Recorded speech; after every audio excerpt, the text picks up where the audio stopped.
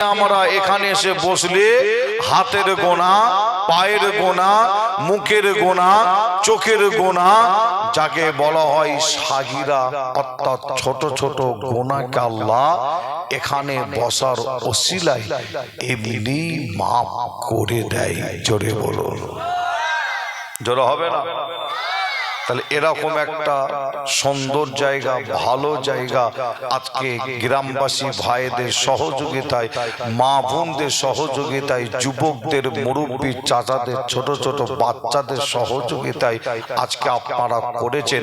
আলহামদুলিল্লাহ, আমার অনেক ভাই, অনেক চাচা আপনারা এসে বসেছেন। নিশ্চয়ই আমার মা বোনেদের সংখ্যা এর থেকে আরো অনেক বেশি, তেনারাও বসে আলোচনা শুনছেন। যে কিন্তু আপনাদের ছোট ভাই ছেলে হিসাবে পাশাপাশি এটাও বলে যায়, যদি কমিটি ভাইরা এখানটায় অন্য রকম যদি একটু ব্যবস্থা করত, অর্থাৎ গানের ব্যবস্থা, যাত্রার ব্যবস্থা, নাটকের ব্যবস্থা, ফাংশনের ব্যবস্থা যদি করত, আমার মনে হয় এই গ্রামের, এই পাড়ার যুবকদের, মুরব্বী চাচাদের কথা বলছি না, তখন এই গ্রামের, এই পাড়ার বিশেষ করে যুবকদের এই স্থান, এই জায়গাটাই কিন্তু জায়গা দেয়া যেত। বলুন বলুন সকলে, দেয়া যেত কি? তখন জায়গা দেয়া যেত না। এই যে প্যান্ডেলের চতুর্দিকে ঘিরে রেখেছে, ওদিকে জায়গা আছে কিনা জানি না, যদি জায়গা থাকতো তখন এইগুলোকে খুলে দিতে হতো, ঠিক না ভুল? যে যদি এখানে অন্য রকম কিছু একটা ব্যবস্থা হতো, কারণ ইবলিস শয়তান সব সময় মুসলমানকে যে ভালো কাজে আসতে বাধা দেয়, ভালো কাজে এসে বসতে বাধা দেয়, ইবলিস শয়তান সব সময় মুসলমানকে ভালো জায়গায় যেতে বাধা দেয়, ভালো কাজ করতে বাধা দেয়, আর সব সময় ইবলিস শয়তান মুসলমানকে টেনে নিয়ে যায় কোথায়? গোনার কাজে টেনে নিয়ে যায়। তবে আপনাদের ছোট ভাই ছেলে হিসাবে আপনাদের যারাই যে অনেক হাদিস শরীফ আছে, আপনারা নাম শুনেছেন বিভিন্ন হাদিস শরীফ, যে একটা হাদিস শরীফ আছে যে হাদিসটার নাম হচ্ছে বুখারী শরীফ, নিশ্চয়ই আপনারা নাম শুনেছেন। আপনারা অনেকে হাদিসটাও পড়েছেন, নাম হলো বুখারী শরীফ।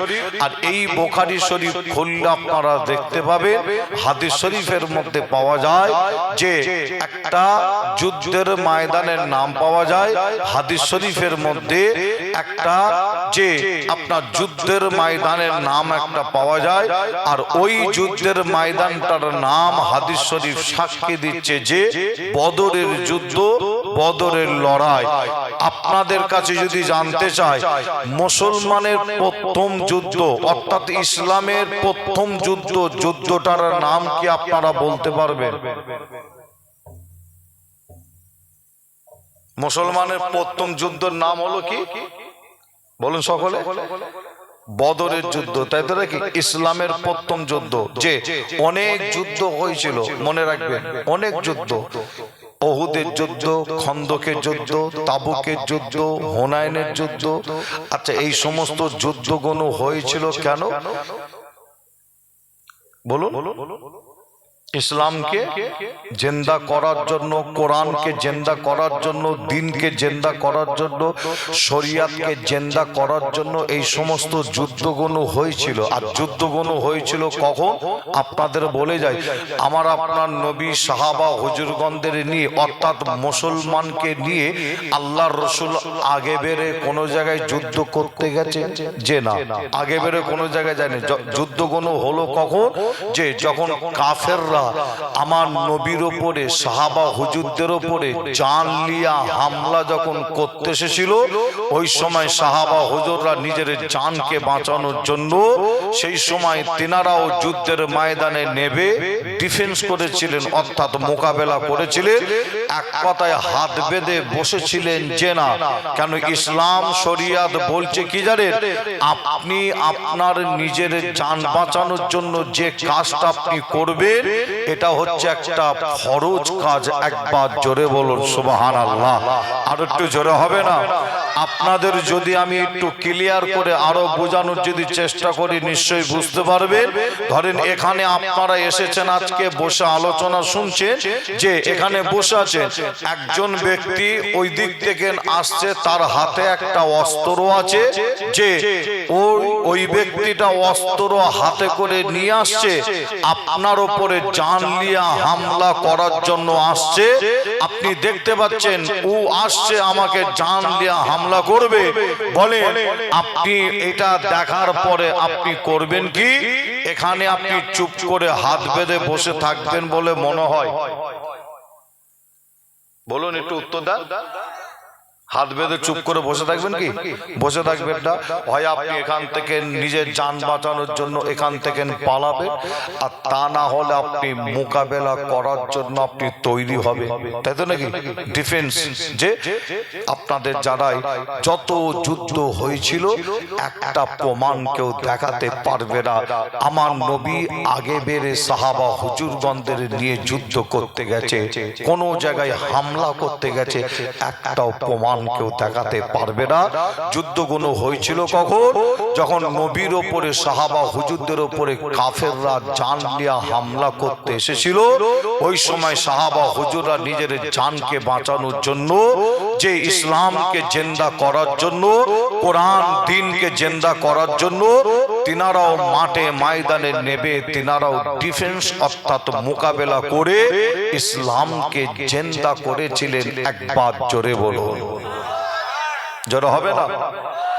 মুসলমানের ঘরে ছেলে মেয়েরা, বারা তরুণেরা, আয়ামা নওজওয়ান যুবকেরা, পর্দার অন্তরালে মা বোনেরা, এ আমার নবী প্রেমিকেরা, তাই আমি আসিম বিল্লাহ আপনাদের ছোট ভাই, ছোট ছেলে হিসাবে আপনাদের জানিয়ে দিয়ে যায় ইবলিস শয়তান এত কঠিন, আপনাদের জানিয়ে দিয়ে যায়।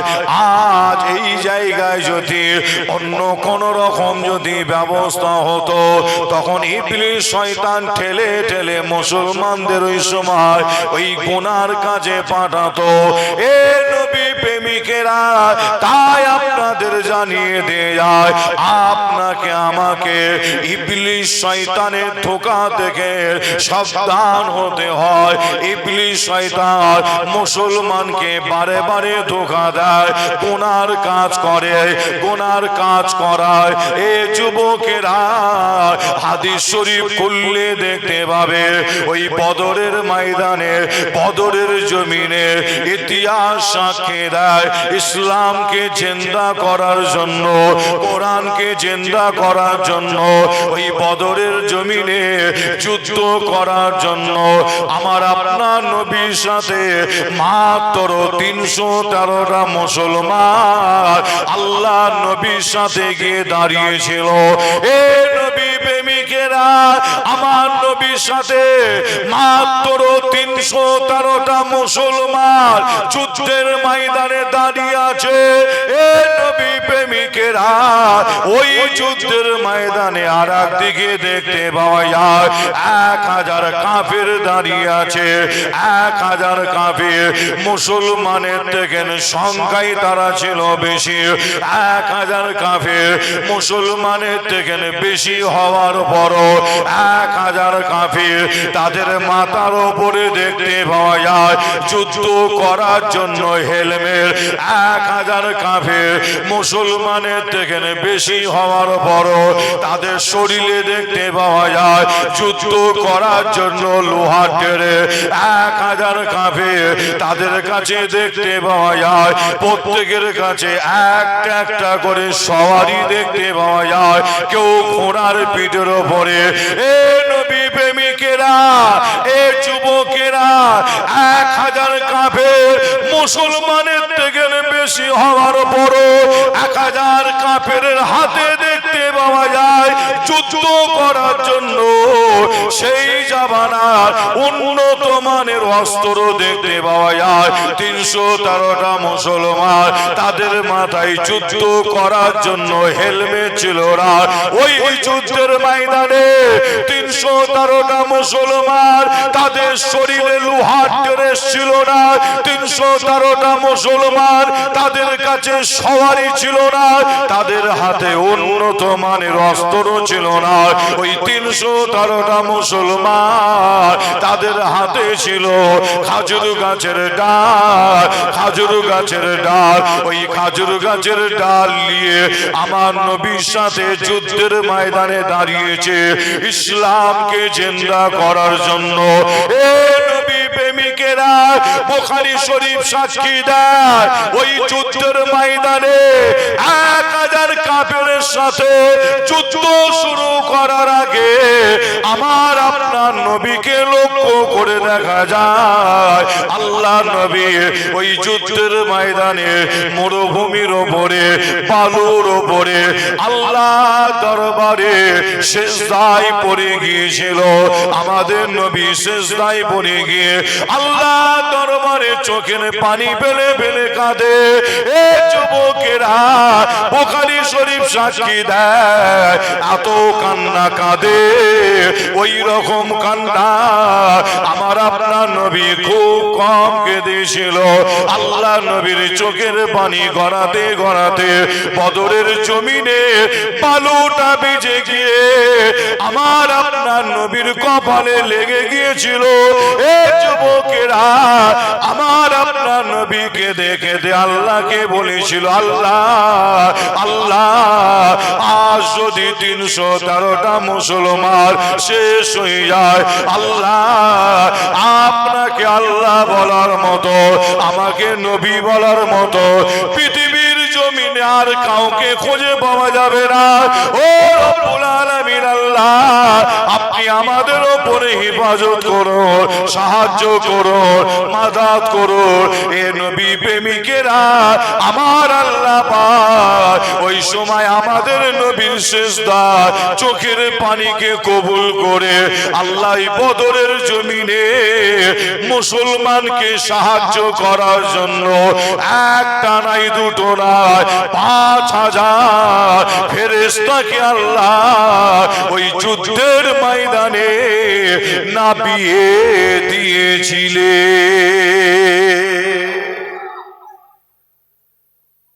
জোরে হবে না সুবহানাল্লাহ? মুসলমানদের হয়ে, তার মানে মুসলমানদের পক্ষে যুদ্ধ করবে এবার ফেরেশতা।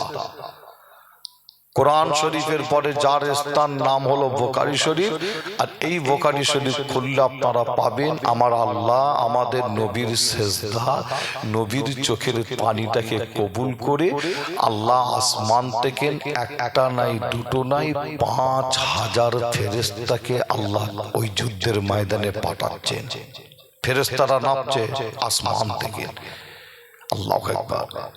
5000 ফেরেশতা। যে আমি আপনাদের একটা কথা বোঝানোর জন্য একটু জানতে চাই, আপনারা বলুন যাতে বুঝতে সুবিধা হয়, যে বদরের জমিনে কাফেরের সংখ্যা কতজন? একটু সকলে আওয়াজ দিয়ে বলুন তো দেখি, কতজন? কাফের হলো 1000, আর ফেরেশতা হচ্ছে কতজন? 5000, তাই তো নাকি? আচ্ছা আপনারা বলুন তো দেখি, আমার আল্লাহ যদি মনে করতেন ওই 1000 কাফেরকে আল্লাহ ধ্বংস করে দেবে ওই যুদ্ধের ময়দানে, 5000 ফেরেশতা না পাঠিয়ে কিছু ফেরেশতা পাঠাতেন। ওই কিছু ফেরেশতা এসে 1000 কাফেরকে ধ্বংস করতে পারত কি পারত না? একটু বলেন, পারত না? ফেরেশতা বলে কথা। 1000 কাফেরকে ধ্বংস করার জন্য এত ফেরেশতাকে আল্লাহ কেন পাঠালেন? 5000 ফেরেশতা, এত ফেরেশতাকে আল্লাহ কেন পাঠালেন? কি কারণে পাঠালেন? যে কিছু ফেরেশতা তো আল্লাহ পাঠাতে পারতেন, আর ওই কিছু ফেরেশতা এসে 1000 কাফেরকে ধ্বংস করে দিতে পারত, কিন্তু আমার আল্লাহ তা না করে 5000 ফেরেশতাকে আল্লাহ পাঠালে আর এই 5000 ফেরেশতাকে পাঠানোর কারণ হলো একটাই, আর এই কারণটা বলার জন্য আমি আপনাদের কাছে এই বদরের জমিনের আলোচনাটা সর্বপ্রথমে তুলে ধরলাম। যে এই কারণটা বলার জন্য এই আলোচনাটাকে একটু তুলে ধরলাম। কারণটা হলো কি জানেন?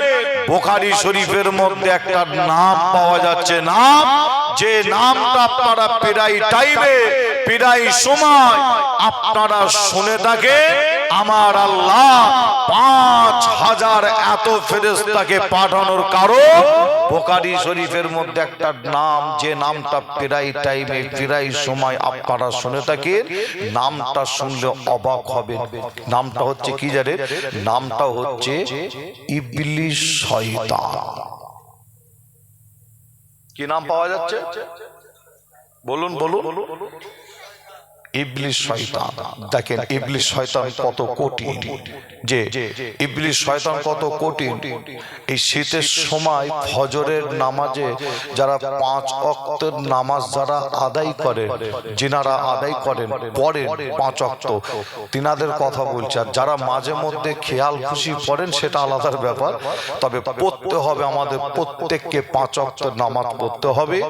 আল্লাহ নামাজের মধ্যে আল্লাহ একটা আলাদার মজা দিয়েছে, সেজদার মধ্যে একটা আল্লাহ আলাদার মজা দিয়েছে।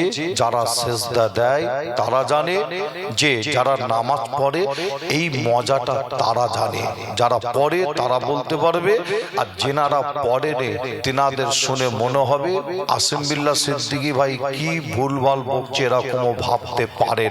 কিন্তু আপনাদের জানায়, পীরের ঘরের বাচ্চা হিসাবে বলে যায়, আপনি দৌড়াচ্ছেন কোথায়, আপনি ছুটছেন কোথায়, যে আপনার মনে অশান্তি, যে আপনার বাড়িতে শান্তি নাই, আপনার বাড়িতে সুখ শান্তি নাই, বাড়িতে সব সময় অশান্তি লেগে আছে, কারবারে ব্যবসাতে বাণিজ্যতে আপনার লস, যেটাই করতে চাইছেন সেটাই আপনার লস হয়ে যাচ্ছে, কোন রকম আপনি দাঁড়াতে পারছেন না, যে আপনি কঠিন কঠিন রোগ, আপনার পরিবার কঠিন কঠিন রোগ বেমারের মধ্যে ভুগছে, বিভিন্ন সমস্যার মধ্যে আপনি জড়িয়ে গেছেন, আপনি দৌড়াচ্ছেন কোথায় মুসলমান, আপনি ছুটছেন কোথায়?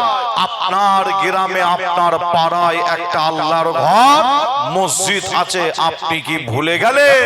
আপনার গ্রামে আপনার পাড়ায় আল্লাহর ঘর ওই মসজিদ আছে, আপনি কোথায় দৌড়াচ্ছেন? যান, পীরের ঘরের বাচ্চা বলে যায় আল্লাহর ঘর মসজিদে গিয়ে খোদাকে সেজদা দেন।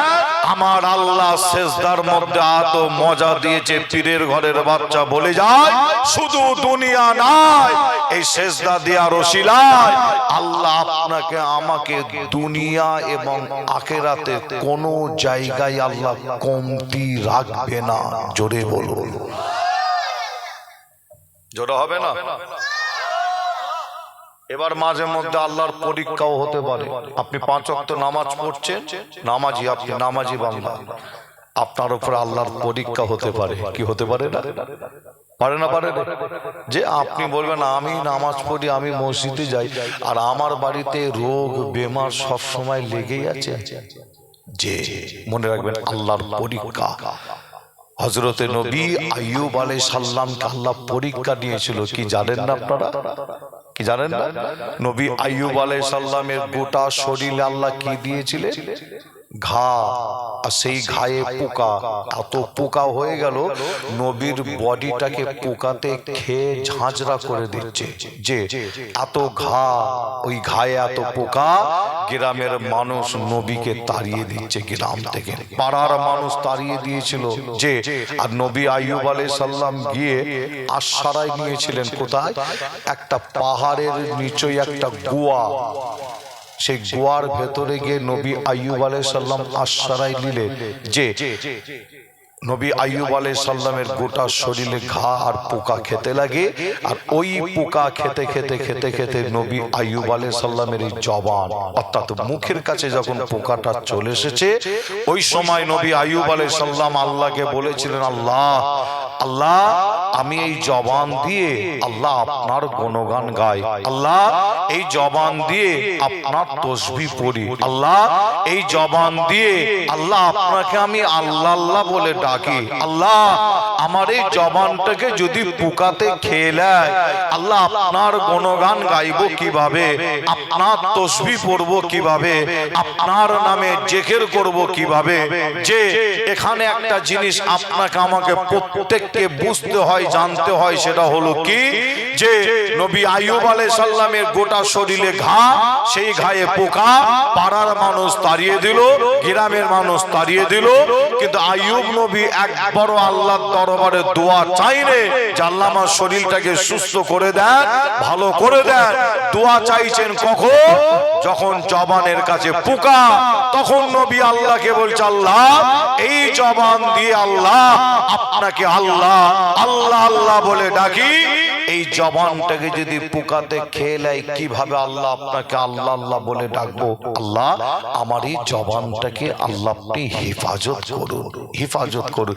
এই কথাটা শুনে আমার আল্লাহ আইয়ুব নবীর ওপরে আল্লাহ এত খুশি হয়ে গেছিলেন, খুশি হয়ে গিয়ে আইয়ুব নবী আলাইহিস সালামের গোটা শরীরটাকে সুস্থ করে ভালো করে দিয়েছিলেন। জোরে হবে না? মোবাইলে সার্চ করুন, হাদিস শরীফে তো আপনি পাবেন, কিতাবে পাবেন। আর যুবক ভাইদের কাছে প্রত্যেকের কাছে মোবাইল আছে না? কি না আছে না? মুরব্বী চাচাদের কাছে এখন আছে, মা বোনেদের কাছে আছে। মোবাইল যেমন ভালো, আর একদিক থেকে কি, আর একদিক থেকে খারাপ। খারাপ মানে কঠিন খারাপ। আপনাদের বোঝানোর জন্য যদি বলি, এই মোবাইল একটা ফ্যামিলিকে ধ্বংস করে দিতে পারে, পারে না? ধ্বংস করেও দিয়েছে। কি হয়নি? এই মোবাইলের কারণে। মোবাইল যেমন ভালো আবার খারাপ। যে এই মোবাইলে আমরা অনেকে গুনার কাজ করি, অর্থাৎ গুনার কাজ, গান বাজনা। যে আবার আপনি যদি মনে করেন এই মোবাইলে নেকি স্বভাব, কিভাবে? আপনি মোবাইলে সার্চ করুন, নবী আইয়ুব আলাইহিস সালাম যে পাহাড়, যে পাহাড়ের গোয়ায় ভেতরে আশ্রয় নিয়েছিল, সেই মোবাইলে সার্চ করলে সেই স্থান, সেই জায়গা, সেই পাহাড়টা আপনি দেখতে পাবেন। দেখার পরে আল্লাহ দরবারে যদি আপনি শুকরিয়া আদায় করেন, এই শুকরিয়া আদায় করার কারণে আল্লাহ আপনার আমলনামায় নেকি লিখে দেন। জোরে বলুন, আরো জোরে হবে না? মুসলমানের ঘরে ছেলে মেয়েরা, পাড়া তরুণেরা, আমার নওজওয়ান যুবকেরা, পর্দার অন্তরালে মা বোনেরা, এ আমার নবী প্রেমিকেরা, তাই আপনাদের ছোট ভাই, ছোট ছেলে হিসাবে আপনাদের জানিয়ে দিয়ে যায়, আমাদের প্রত্যেকের কাছে মোবাইল ফোন আছে। মোবাইলটা আপনাকে আমাকে ঠিকভাবে ব্যবহার করতে হয়, সঠিকভাবে ব্যবহার করতে হয়। আমি আসেম বিল্লাহ মনে করি বর্তমান সময় একজন মুসলমান, একজন মুসলমান, একজন পিসায়ের, একজন পিজ্জাদার, একজন ইমাম সাহেব, একজন হাফেজ সাহেব, একজন মাওলানা সাহেব, একজন মুফতি সাহেব, একজন মুসলমান। আমি আসেম বিল্লাহ মনে করি এই মোবাইল থেকে আমাদের অধিকাংশ গুনার কাজ এই মোবাইল ফোন থেকে আমরা করে ফেলি। এ নবী প্রেমিকেরা, এই মোবাইলটা যদি ভালো কাজে ব্যবহার করতে পারে নেকি সওয়াব পাবে।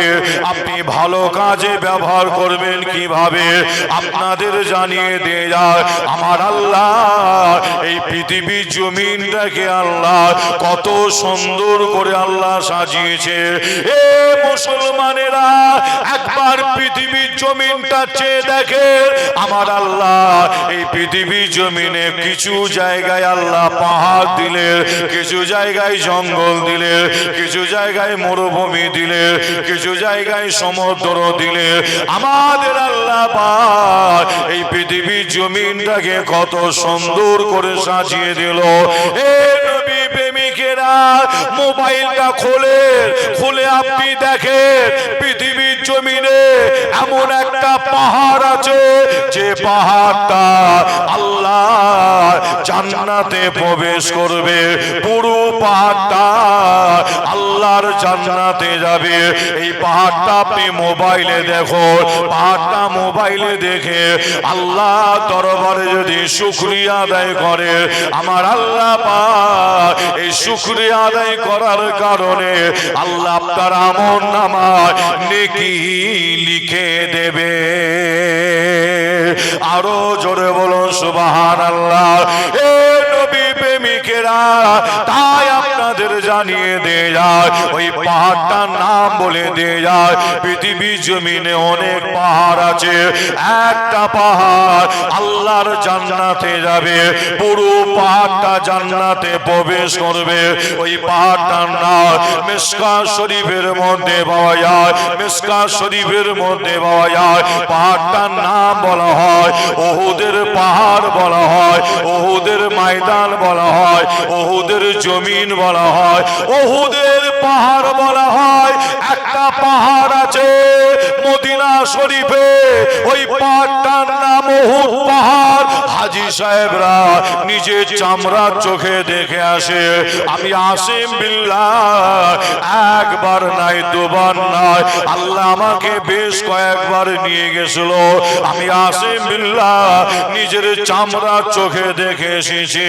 হাদিস শরীফ সাক্ষী দেয়, হাদিস শরীফ সাক্ষী দেয়।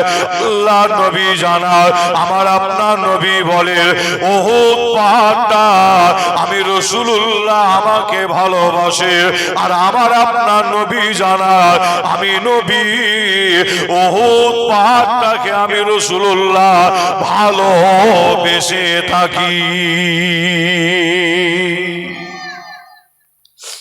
জোরে হবে না? পাহাড়টার নাম কি? উহুদের পাহাড়, উহুদের ময়দান, উহুদের জমিন। ওখানেও একটা যুদ্ধ, ওখানেও একটা লড়াই হয়েছিল ইসলামকে জিন্দা করার জন্য, কোরআনকে জিন্দা করার জন্য, দ্বীন শরিয়াতকে জিন্দা করার জন্য। যুদ্ধটার নাম উহুদের যুদ্ধ, উহুদের লড়াই। আমি একটা যুদ্ধর আলোচনা করতে করতে ছেড়ে রেখে এসেছি, নাম হচ্ছে বদর। আবার উহুদের যুদ্ধ আলোচনা করতে গেলে সময় লাগে, তবে আপনাদের এতটুকুন বলে যাই, আমার আপনার নবী বলছেন উহুদ পাহাড়টা আমি রাসূলুল্লাহ আমাকে ভালোবাসে, আর আমার আপনার নবী বলছে আমি নবী উহুদ পাহাড়টাকে ভালোবাসি। হাদিস শরীফ সাক্ষী দেয়, ওই পাহাড়টা, পুরো পাহাড়টা আল্লাহর জান্নাতে যাবে। মোবাইল খুলুন যুবক ভাইরা, মুসলমানের ঘরে ছেলে মেয়েরা, বারা তরুণেরা, আয়ামা নওজওয়ান যুবকেরা, পর্দার অন্তরালে মা বোনেরা, এ আমার নবী প্রেমিকেরা, তাই আপনাদের জানিয়ে দেয়, এই পৃথিবী জমিনটা আল্লাহ কত সুন্দর করে আল্লাহ সাজিয়েছে। এই পৃথিবী জমিনে এমন একটা নদী আছে, যে নদীটাকে বলা হয় জান্নাতি নদী বলা হয়, জান্নাতের নদী বলা হয়। এই পৃথিবী জমিনে অনেক অনেক নদী আছে, অনেক সমুদ্র আছে। এ নবী প্রেমিকেরা, এই পৃথিবী জমিনে এমন একটা নদী আছে, যে নদীটাকে বলা হয় জান্নাতি নদী, জান্নাতের নদী বলা হয়। ওই নদীটার নাম নীল নদ নদী বলা হয়। নামটা মনে রাখবে। একবার আপনি বাড়িতে গিয়ে যখন শোবেন, আলোচনা শোনার পরে আপনি মোবাইলে একবার সার্চ করে ওই নীল নদ নদীটা একবার দেখো।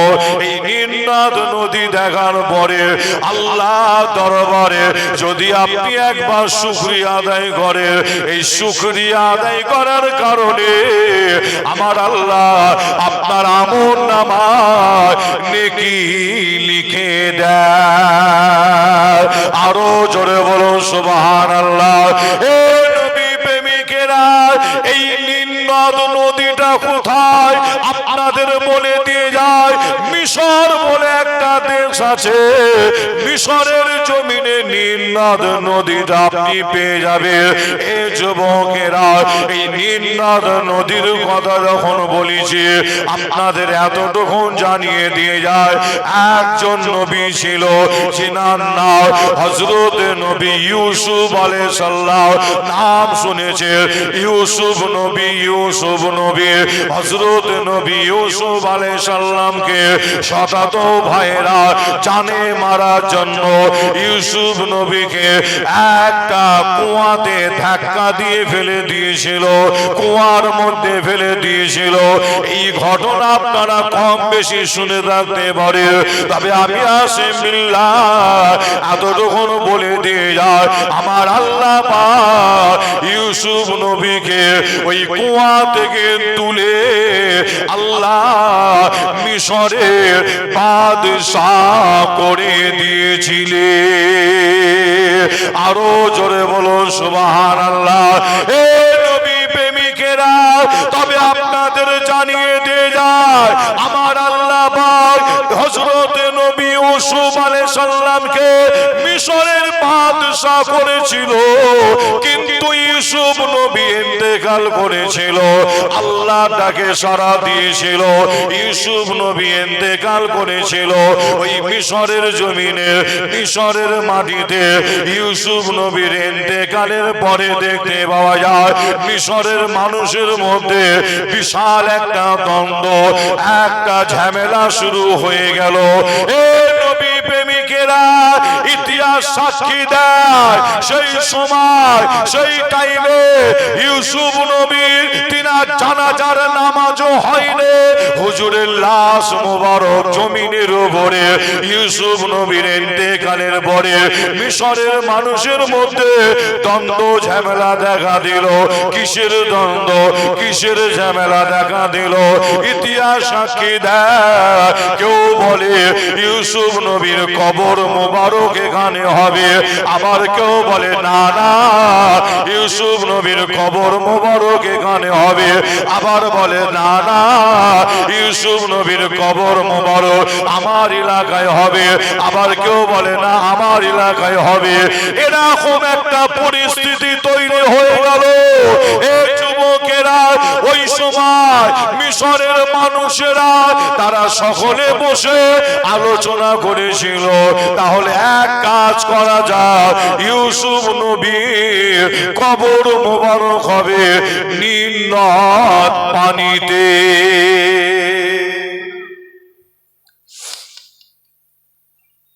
কোথায় দাফন হবে? মিশরের মানুষের মধ্যে যখন দ্বন্দ্ব ঝামেলা দেখা দিল, সেই সময় মিশরের মানুষ আলোচনা করলো, তাহলে এক কাজ করা যায়, ইউসুফ নবীর তিনাকে দাফন করা হবে নীল নদে। জান্নাতের নদী বা জান্নাতি নদী বলা হয়। মিশরের মানুষ এই সিদ্ধান্ত নিলেন, তার কারণ কি? একটা কারণ আপনাদের বলে দিয়ে যাই, যে আচ্ছা আপনাদের এলাকায় চাষবাস করেন আপনারা, তাই তো নাকি? বেশি চাষবাস করা হয় না? যে আচ্ছা আপনাদের এখানে কি কি চাষ হয়? অনেক রকম হয় না? যেমন আপনারা বলেন বেগুন চাষ, তাতে নাকি সবজি চাষ হয়। আচ্ছা যখন আপনারা বেগুন চাষ করে, বা আপনার যে ফুলকপি চাষও হয়, নিশ্চয় হয় না? বাঁধাকপি, ফুলকপি, আরো অনেক রকম সবজি চাষ হয়। আর এই সবজি চাষ যখন করেন, মনে হয় জমিতে ফসলে আপনার পানি মনে হয় দেয়া লাগে না, না দিতে হয়? দিতে হয় কি? পানি লাগে? পানি লাগে না? ফসল চাষ করতে গেলে পানি লাগে, হ্যাঁ, আপনার সবজি চাষ করতে পানি লাগে। আচ্ছা আপনার বাড়িতে কিছু গাছ লাগিয়েছেন, আম গাছ, সেখানে কি পানি লাগে? পানি দিতে হয় না? আম গাছের গোড়ায় পানি লাগে। আচ্ছা আপনি একটা হোটেল করেছেন, আপনি হোটেলটা চালাচ্ছেন, ওই হোটেলে কি পানি ব্যবহার করা লাগে? লাগে না? সেখানেও পানি লাগে। আচ্ছা আপনি একটা কারবার করেছেন, যে একটা যে কোনো কারবার আপনি করেছেন, আচ্ছা যে কোনো কারবার বোঝানোর জন্য বলছি, আর ওই কারবারে কি পানির প্রয়োজন পড়ে না? ওখানেও পানির প্রয়োজন। ব্যবসা করেছেন, সেখানে পানির প্রয়োজন পড়ে, সেখানেও পানির প্রয়োজন। এক কথায় কারবার, ব্যবসা বাণিজ্য, চাষ আবাদ যা কিছু করেন না কেন, আমার আল্লাহ পানিকে আল্লাহ এত নিয়ামত করেছে, লক্ষ্য করলে দেখবেন প্রত্যেক জায়গায় কিন্তু পানির প্রয়োজন পড়ে, কি পড়ে না? যে কিন্তু আপনাদের জানাই মিশরের মানুষেরা তারা আলোচনা করলো ইউসুফ নবীকে নীল নদে দাফন করা হবে। তার কারণ হলো যে মিশরের যত বড় বড় কারবার, যত বড় বড় ব্যবসা বাণিজ্য, চাষ আবাদ যা কিছু সব ওই নীল নদের পানিকে দিয়ে, নীল নদের পানিকে নিয়ে মিশরের যত বড় বড় কারবার ব্যবসা বাণিজ্য চাষ আবাদ যা কিছু সব নীল নদের পানিকে নিয়ে। কিন্তু নীল নদের পানিটা যদি শুকিয়ে যায়, আপনাদের বলে যায় মিশর ওই দেশটার বিশাল বড় একটা ক্ষয়ক্ষতি হয়ে যাবে। নীল নদের পানি যদি শুকিয়ে যায়, তাই মিশরের মানুষেরা আলোচনা করলো, সিদ্ধান্ত নিল কি ইউসুফ নবীকে নীল নদে দাফন করা হোক।